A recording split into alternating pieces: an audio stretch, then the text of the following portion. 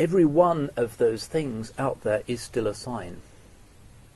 But Allah has said that it's لِأُولِي الْأَلْبَابِ إِنَّ فِي خَلْقِ السَّمَاوَاتِ وَالْأَرْضِ وَاخْتِلَافِ اللَّيْلِ وَالنَّهَارِ لَآيَاتٍ لِأُولِي الْأَلْبَابِ.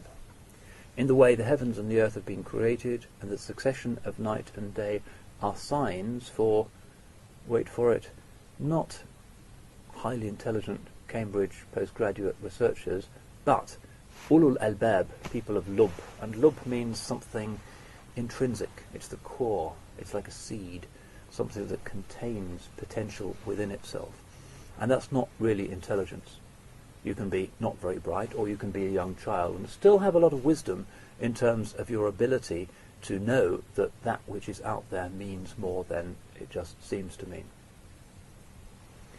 So everything that is out there is still a sign, and therefore the correct psychological attitude of the man or the woman of God in this age is skepticism, a cynicism. This is what the old Persian poets called the rind. There is the zahid, who is the narrow maintainer of boundaries and takes everything terribly seriously. And there is the rind, who is intoxicated, who laughs, first of all, at himself, and then at the absurdity of humanity that goes through this amazing, glistening array of signs, but is still involved with other stuff and with illusion. The silliest joke of all is ourselves, our inability to see that which is staring us in the face. After all, Allah has not given us a few signs, He's given us rather a lot. And He has given us in our lub the ability to perceive them, and to perceive them in a way that can be so extraordinary and transformative that it can produce luminous human beings, saints, prophets, siddiqeen. We have that capacity. So we are to be cynics, we are to be rindan. We are to walk through this dull, pedantic, linear, logic-chopping world as intoxicated, hand-clapping lovers. And we are to have a sense of humour because we see how absurd we are in taking stuff seriously, in being focused on hiss and not on ma'na.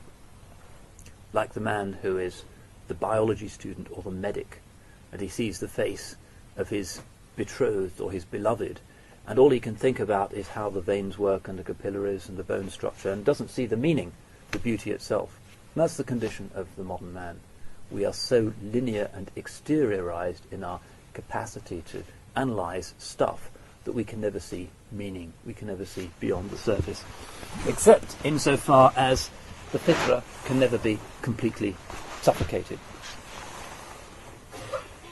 Now, our situation, our predicament, therefore, is that we aren't perceiving enough. We don't see when we see. The Qur'an speaks of those who have eyes that they don't see with. أَمْ لَهُمْ أَعْيُنٌ لَا يُبْصِرُونَ بِهَا. Do they have eyes with which they do not see, or ears with which they do not hear? And that clearly means people who are using their senses, but in a senseless way. They're looking at the surface, and they just can't see what it could possibly mean. But constantly, what we should be hearing is this ecstatic voice, this intoxication. And that's the quality of the real man or woman of God. He or she is a person in intoxication. Why? Because if we can really begin to see the majesty and the beauty that is behind the stuff, then we can hardly contain ourselves. We can hardly stop dancing for joy because of the majesty and the beauty that is a sign of the divine nature. Just the tiniest glimpse of that would completely intoxicate our minds. But so dull are we, and so focused, like the sheep in the fields, on looking down and munching and munching and munching until we fall over dead, that we don't have even the slightest bit of that intoxication. And that's our tragedy. That's the tragedy of the modern world. It helps us to munch a lot, but that's all it can help us to do. It can keep us healthy while we're munching, and it has good dentists and central heating, but it's still ultimately just about munching, and nothing really has changed. We are on the animal level and are defined in biological terms. But what is it that we need that is always there, because Allah does not switch on and off when it comes to his signs. The signs are not deactivated. They are constantly there for those who can see. We can be deactivated. We can be just munching and never look up at the sky, and the sheep maybe doesn't know that the sky is even there. But the sky itself can't be removed. Maulana Rumi is the great voice of this in our tradition. Her nefes avazi ishq mirasad az chab burast, ma bi felak miravim azmi timasha karast. He says, in every breath, the voice of love is coming from left and from right. We are headed for the sky, for the spheres, azmi tamasha karast. So why should we be distracted with watching, with looking, which is what we tend to do in our modern world, because there's screens everywhere and we're always looking, even at the post office. Instead of kind of seeing if there's somebody we can help or improving our adab, there's some stupid screen and we're distracted again.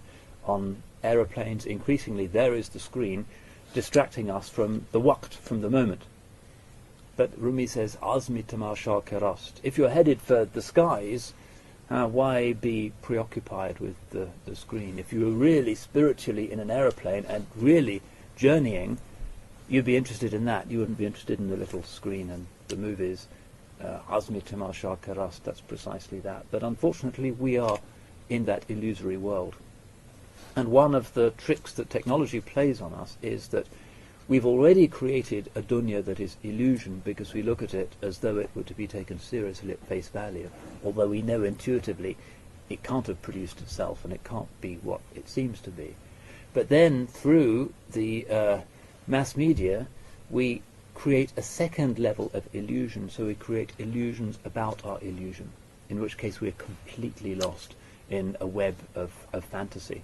And when our souls are sucked into that screen, the nice big plasma screen and the HD and the Bluetooth, and we're completely in there, what is left of us, of our humanity? Where are we?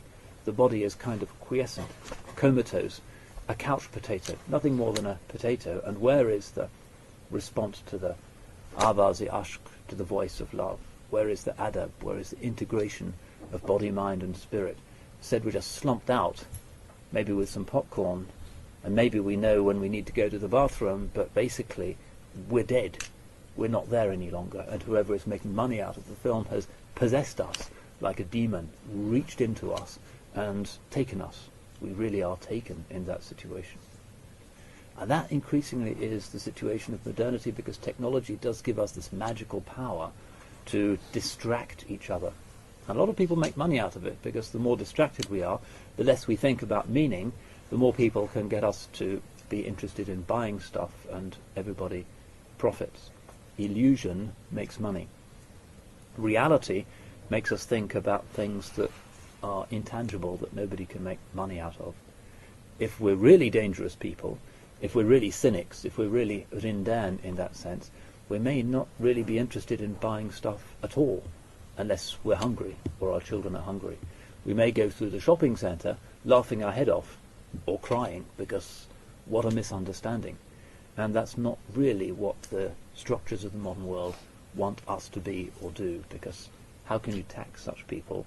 How can you make money out of such people? What exactly is their function in society? And one of the reasons why religious people, seriously religious people, are out of kilter, really out of kilter with the modern world, is that we simply don't buy into the modern aqidah that we are consumers, that's how we're to be defined, that the state primarily regards us as legal beings who have economic significance.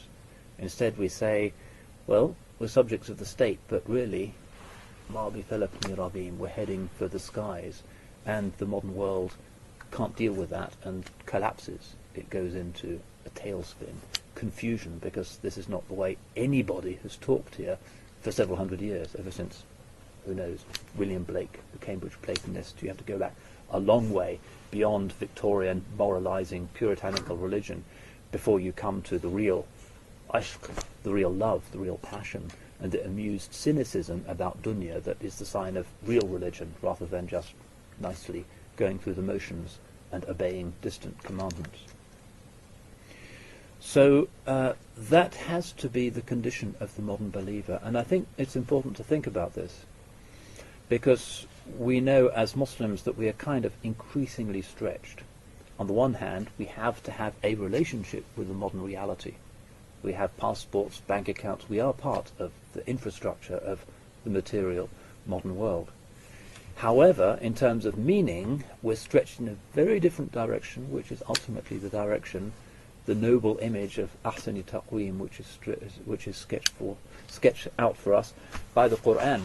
And we all feel that we're pulled in two dimensions, and that's not a very restful experience, to be pulled in two directions. It's not calm. So what we need is to figure out how we can turn that not into an experience of pain, but an experience of joy and gratitude and thankfulness, because there must be not only a sustainable way of staying religious in the crazy turbulence of the modern world, but also a way of staying happily and serenely religious. Why? Because the signs, Allah's signs in creation, the contemplation of which yields the miracle of faith, can only be contemplated properly if, as I said earlier, there is this calmness in our heart. If there aren't what the Chinese call monkey thoughts jumping around, distracting us, there has to be calm in the heart, and then the wisdom that is built into the subtlety of things in creation, the things that are latif, that are within the things that are kathif, the subtlety within what is thick and heavy. Only then will it become apparent. So we have to have this. If Allah is to be authentically known, there must be the possibility, in a modern context, not just for going through the motions and being pious, but for having this inward love and this kind of ecstatic awareness of how things are, this delighted gratitude for the fact of existence and the fact of life and beauty and the instincts of the believer, the shukr, the joyful shukr of the person who has started to see how things are.